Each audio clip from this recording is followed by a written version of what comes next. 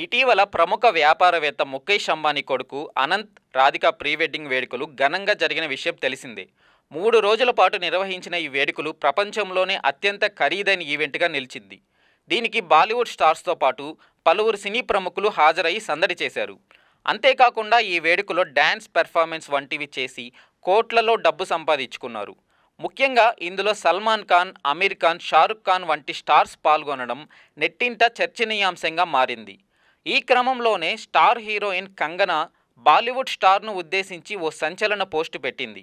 దివంగత సింగర్ లతా మంగేష్కర్ గతంలో చేసిన వ్యాఖ్యలను షేర్ చేస్తూ, నేను లతా మంగేష్కర్ ఒకేలా ఆలోచిస్తామని అనుకుంటున్నాను. అయితే నేను చాలా ఆర్థిక ఇబ్బందులు ఎదుర్కొన్నాను.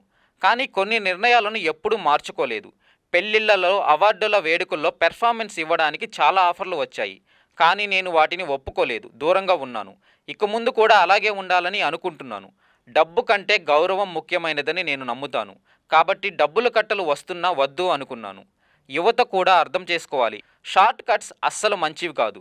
ఆ దారిలో వెళితే ఇబ్బందులు తప్పవు అంటూ రాసుకొచ్చింది. అయితే అంబానీ ఇంట బాలీవుడ్ స్టార్స్ డబ్బుల కోసమే అలాంటి పనులు చేశారని చెప్పకనే చెప్పింది. దీంతో ఈ పోస్ట్ చూసిన వారు రకరకాలుగా స్పందిస్తున్నారు.